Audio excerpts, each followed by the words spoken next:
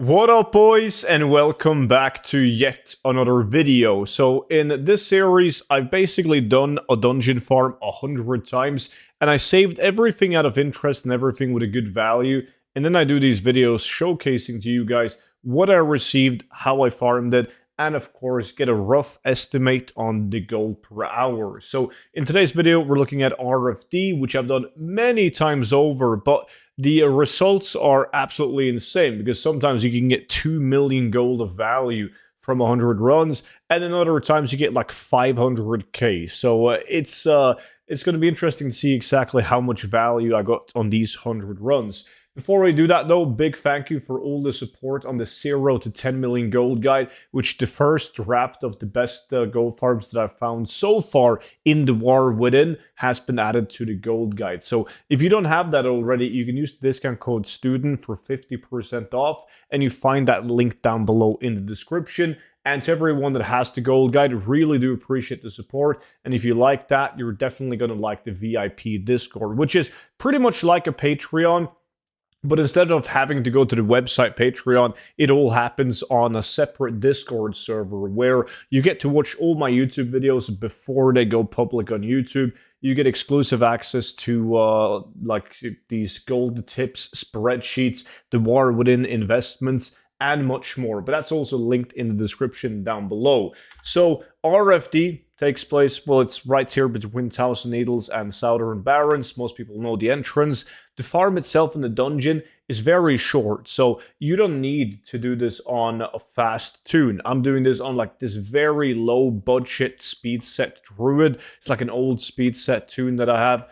And it's not a fast tune, but still doing the 10 runs an hour takes no time whatsoever. So a couple of important things to note with RFD is that there's it's very important to kill everything that's hanging up in the roof right here. It is also very important to bring keys that allows you to open up chests, because there's a lot of chest spawns in RFD. And they tend to give really good recipes, patterns, transport in general. So you want to do this on a tune that has a profession that allows you to open up chests, like jewel crafting or inscription, which I'm using together with the scroll of unlocking to be able to lock up the chests. And then the question is like, why are people farming RFD? Well, RFD is they have really good loot table on a lot of green items that's worth putting up on the auction house, and there's also some really big ticket items that can drop in RFD. A pro tip is to take a look at this bag right here, Henry's handbag, because it does give you this one, Gold Torn Tea. Now it has a relatively fast, like good sell rate on it, because it was brought back to the game at a later time. So there's a lot of people missing that one. But the value is not the best. So if you do this 100 times and you get 100 of them, it's going to take you years to sell them all off. So I typically just in the first 3 runs, because that's 100% drop chance, it's always up, I grab 3 of them. And then whenever they sell, I just go and grab another, like a new set of 3 of them, because it's pointless to have dozens of them up on the auction house. Another thing is that I always get questioned when I do these runs is, why am I not looting? And just know that whenever I do these farms, I kill a pack, loot the pack, kill pack, loot pack, and I keep on doing it like that. It's just that I have a loot from 100 runs in my bags, so I don't want to mess that up. And if I miss out on some loot, it's all good. Like, there could be something big dropping right now, well, when I'm showing you guys the route, but I'm willing to take my chance. So a big loot table. I'm going to show you guys some examples once we've cleared out the run on items to look out for, and basically some tips on what to look out for when it comes to items, whether or not you should keep the item or not. So these tents also have a spawn chance of a chest, so make sure to check those out. As I said, the majority of the best items that RFD has to offer, I usually receive those in a chest. We're talking like the pattern for Star Belt, Lesser Parry, Searing Golden Blade, and the biggest item you can get in RFD being the pattern for the rich purple silk shirt. Has a market value on both EU and NA of roughly 1 million gold. Now, it's always been an expensive pattern, but it's been down to like 150, 200k. But then when Blizzard introduced profession achievements, it's one of the patterns needed to get the tailoring profession achievement completed. So everyone that wants to finish that achievement needs the pattern to craft the rich purple silk shirt. That's why it's so goddamn expensive right now. And RFD is one of those dungeons where it can drop. It is a world drop though, so you can also get it from like Old Man, RFK, etc. Now, we're going to take a look at the loot. Now you guys saw the route. Very simple to do. Now, I kept a lot of items that I wouldn't normally keep, and my bags had way more items than this, but I vendored some. As I got duplicates, I vendored, but I kind of wanted to show you why a lot of people want to post these items on the auction house, like even though I vendor them.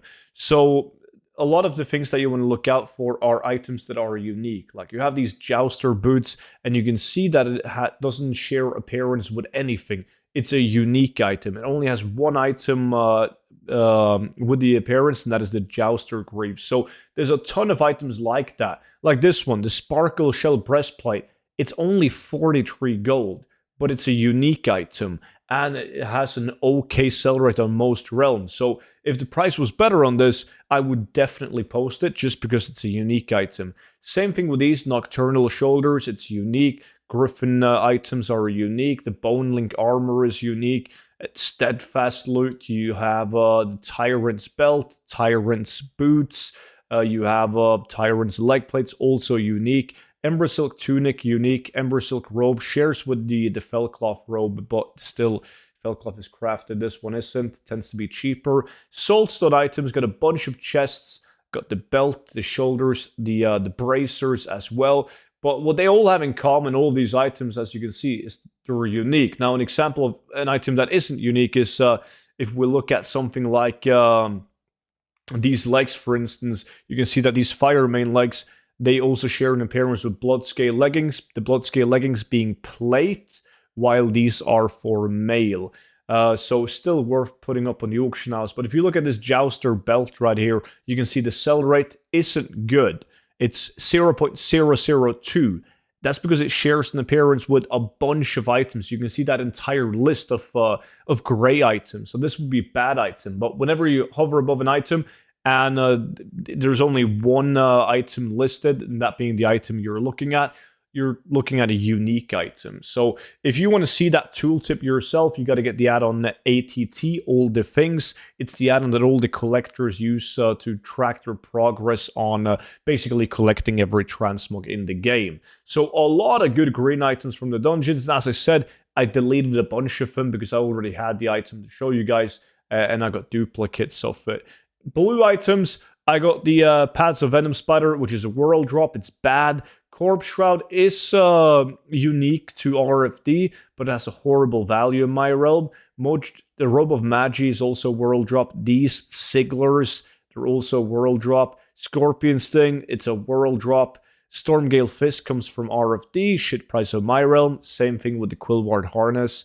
The Firemain Leggings is actually tends to be a really good item. Has a shit price of only 10k on my realm now, but I've also sold these for close to 100,000 gold.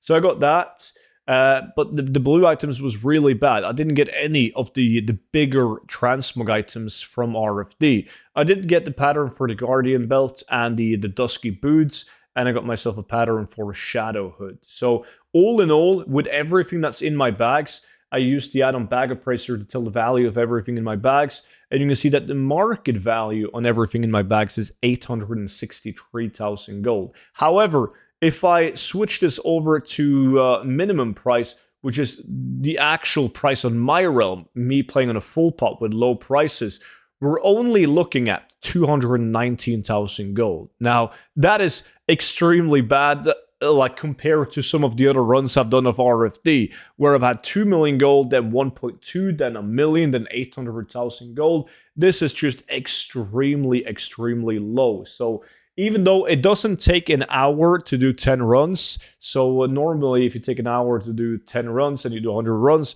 10 hours, so you can just divide this number by 10, and it would then be 21,900 gold an hour. You only spend around 35-40 minutes per run, but you're still dungeon locked out for an hour though. So the gold per hour on these runs, very, very disappointing. But it's important to make these videos even when the numbers aren't high, to show the people that it's RNG. Some runs are going to be good, some runs are going to be awful. And you could do my next run. I could get a rich purple silk shark pattern and make 1,000,000 gold on top of the 219. So with that being said, though, that's pretty much it for today's video. Let me know down below in the comment section what dungeon I should do next. And don't forget to check out the VIP Discord, which is linked with the 0 to 10 million gold guide in the description. But thank you guys so much for watching, and I'll see you all back in at tomorrow's video. But until then, bye-bye.